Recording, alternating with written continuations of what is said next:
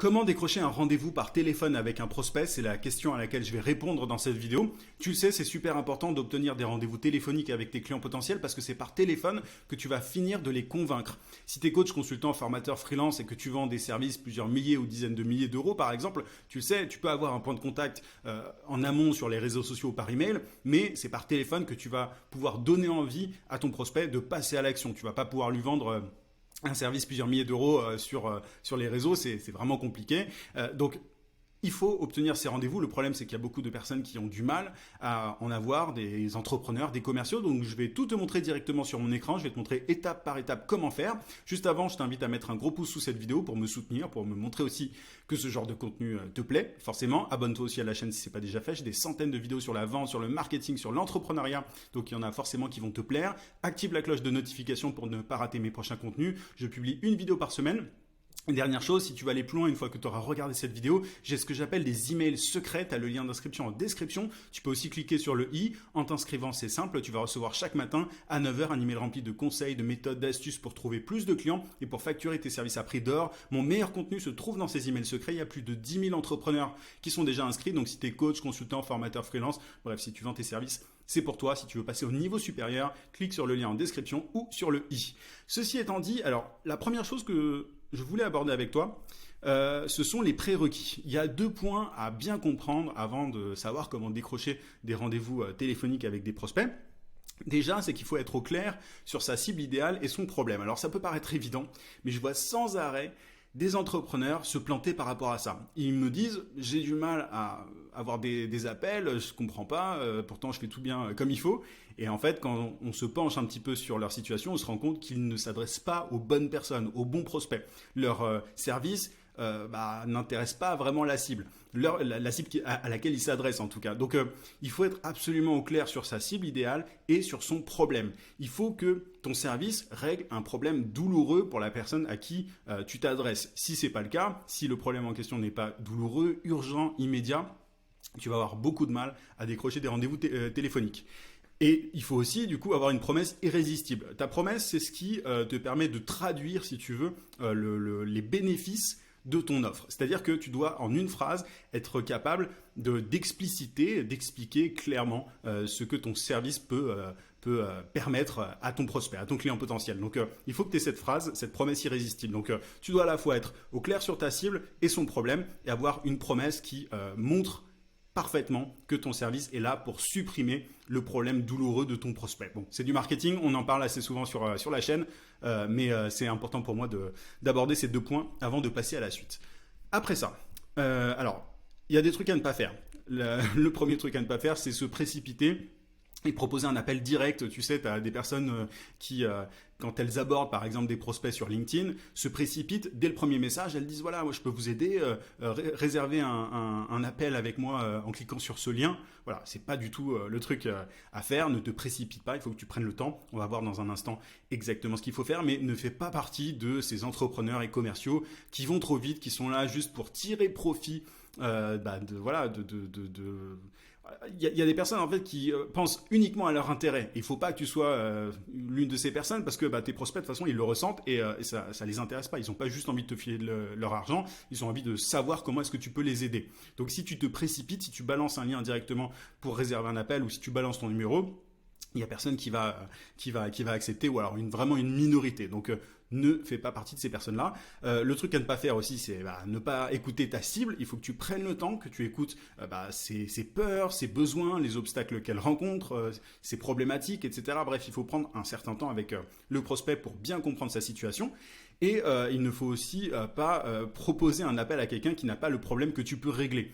Je te renvoie au point que j'évoquais précédemment par rapport à ta cible idéale. Il faut que tu sois bien au clair sur le problème qu'elle rencontre. Et si tu t'aperçois que tu échanges avec une personne qui n'a pas le problème que tu peux régler, ça ne sert à rien de lui proposer un appel téléphonique. Je vois ça de temps en temps, il y a des freelances qui me disent ouais, j'ai proposé j'ai proposé un appel à cette personne-là, elle a pas accepté et tout. Et quand je regarde la conversation, je me rends compte qu'en fait, la personne en face n'avait absolument pas le problème et qu'elle l'a presque dit. Dans certains cas, le prospect explique même qu'il n'a pas le problème et tu as certains freelances, certains indépendants qui vont forcer, qui vont quand même proposer un appel. Ça ne sert absolument à rien. Un appel, il faut que ce soit justifié si tu veux. Il faut que la personne en face voit l'intérêt d'échanger de vive voix avec toi. Si elle ne voit pas l'intérêt, ça va pas bien se passer. Et elle verra un intérêt si elle pense que tu peux l'aider à régler son problème. C'est évident, mais il y a des tonnes et des tonnes de personnes qui ne comprennent pas ça. Donc j'insiste un petit peu sur ces points-là, mais c'est essentiel.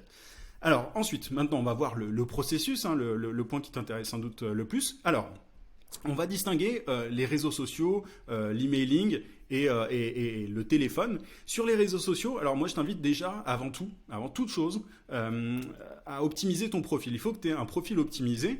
C'est le cas, c'est important sur LinkedIn, Instagram ou Facebook. Alors, LinkedIn, c'est le réseau le plus important si tu es dans le B2B, si tu t'adresses à des professionnels ou à des entreprises. C'est sur LinkedIn qu'il vaut mieux prospecter. Et la première chose à faire avant d'aller envoyer des messages, etc. sur LinkedIn, c'est d'optimiser ton profil. Tu t'en rappelles, je t'ai parlé de ta cible, de ta promesse irrésistible, etc. Ton profil doit mettre en avant ta promesse, doit mettre en avant le problème que tu peux régler et la cible de ton service. Et la raison pour laquelle c'est important de faire ça, c'est parce que quand tu envoies un message à un prospect sur LinkedIn, souvent il va aller voir ton profil et il aura beaucoup plus de chances de te répondre si il voit que tu as des chances de pouvoir l'aider. Tu vois, s'il voit que ton profil lui est presque adressé personnellement, il va avoir de grandes chances de se dire ok, cette personne peut avoir de la valeur à m'apporter. Donc ça c'est le cas sur LinkedIn, mais c'est aussi le cas sur Instagram. Alors sur Instagram, c'est pas forcément ton profil, c'est ta bio qu'il faut optimiser. Tu mets en avant ta promesse irrésistible, à qui tu t'adresses, etc. Donc tu vois, tu dois mettre ça sur une seule phrase. Et sur Facebook, je sais qu'il y a des coachs qui prospectent avec leur profil personnel sur Facebook. C'est pareil, tu dois mettre une bonne bannière qui met en avant ta promesse irrésistible, une bonne photo, une bonne bio, etc. Et sur chacun d'ailleurs de ces profils, de ces réseaux, je t'invite à mettre un lien d'appel à l'action pour réserver un appel avec toi. Il peut arriver que certaines personnes réservent d'elles-mêmes un appel en cliquant sur un lien Calendly par exemple. Calendly, c'est un outil pour proposer des appels téléphoniques durant des créneaux durant lesquels tu es disponible. Donc je t'invite à mettre un lien Calendly ou un autre outil de ce genre-là pour les personnes qui sont pressées, qui veulent réserver un appel avec toi. Mais optimise ton profil d'abord et ça va augmenter tes chances d'obtenir des rendez-vous téléphoniques par la suite. Ensuite, sur les réseaux sociaux, toujours, je te parle des différents réseaux là, il s'agit d'envoyer un premier message qui n'est pas commercial. Donc l'idée c'est d'inviter tes prospects sur LinkedIn, si tu prospectes sur LinkedIn, ou d'envoyer un DM sur Instagram. Et ce que je te recommande, c'est de faire un compliment sincère, tu vois, mais un compliment à ton prospect et lui expliquer un peu comment tu l'as découvert, tu vois. Ça peut être via une interview, un podcast, peu importe, un contenu qu'il a publié, peu importe, mais tu fais simplement tu envoies une petite invitation sur LinkedIn ou un DM sur Instagram pour expliquer, pour faire un petit compliment, pour dire sincèrement ce que tu aimes chez le prospect, dans sa boîte ou je ne sais quoi, et tu expliques un peu comment tu l'as découvert. Sur Facebook, il faut pour le coup ajouter la personne en tant qu'ami, et pareil, tu peux faire un compliment et expliquer à la personne comment tu l'as découvert. Donc ça, c'est la première étape. Ensuite, il s'agit d'identifier si la personne a le problème que tu peux régler. Donc pour ça, ça se fait dans la conversation, tu vois, en privé sur les réseaux sociaux. Donc il faut poser des questions pour d'abord identifier si la personne en face a le problème que tu peux régler. Et donc il faut poser des questions, tu vois, c'est pour le coup, il faut juste s'intéresser à ta cible, essayer de comprendre si elle est dans une situation critique, si elle est si elle peut avoir besoin de ton service. Si la personne ne répond pas, ce que je t'invite à faire, c'est de relancer. Tu peux relancer 2-3 fois. Alors évidemment, fais ça de façon un petit peu soft. Il ne s'agit pas d'être trop insistant. Il faut trouver de bons prétextes pour relancer, mais relance parce qu'il y a plein de gens qui ne répondent pas au premier message parce qu'ils sont très occupés. Si la personne répond et n'a pas le problème en question, dans ce cas-là, on l'a vu précédemment, il s'agit de ne surtout pas forcer. Tu la remercies et tu dis au revoir. Et si la personne a le problème en question, celui que tu peux régler, mets en avant ta promesse et demande si elle veut en savoir plus. Mais tout ça par message directement. Et si la réponse est oui, propose un appel et utilise un outil comme Calendly, dont je te parlais il y a un instant. Et si c'est pas le cas, tu remercies la personne et tu dis au revoir. Ça sert à rien de forcer. Par email, tu vas voir, le processus est un peu le même sur les différents canaux, mais l'idée par email, c'est de rédiger une intro dans laquelle tu expliques à la personne comment tu l'as découverte et tu fais un compliment si possible. Donc ça, c'est dans un email que tu envoies. Tu envoies quand je dis une intro, c'est une petite ligne dans laquelle tu expliques à la personne, voilà, je vous ai découvert de cette manière, et tu fais un compliment toujours sincère, honnête, ne force pas, ne mens pas, de toute façon les gens ils le voient très vite quand tu mens.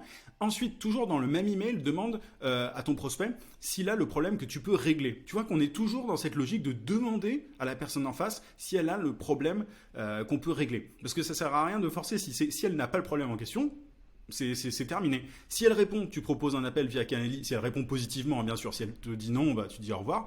Et si elle ne répond pas, relance aussi une, deux, trois fois. Tu as des outils qui te permettent de faire ça, notamment. C'est ultra important de relancer par email. C'est encore plus important par email d'ailleurs que sur les réseaux sociaux parce qu'il y a beaucoup de gens qui reçoivent des emails, des tonnes d'emails. Donc ils peuvent passer à côté du tien. Donc ça c'est par email et par téléphone. Le but c'est lorsque tu fais du cold calling, lorsque tu appelles un prospect qui ne te connaît pas, le but c'est d'obtenir un autre appel durant lequel le prospect sera beaucoup plus réceptif parce que quand tu appelles quelqu'un comme ça directement à un moment où il ne s'attend pas, où il ne s'y attend pas, bah tu vas pas pouvoir vendre ton service plusieurs milliers d'euros comme ça. Il faut vraiment procéder en deux temps. Donc le but c'est d'obtenir un second appel.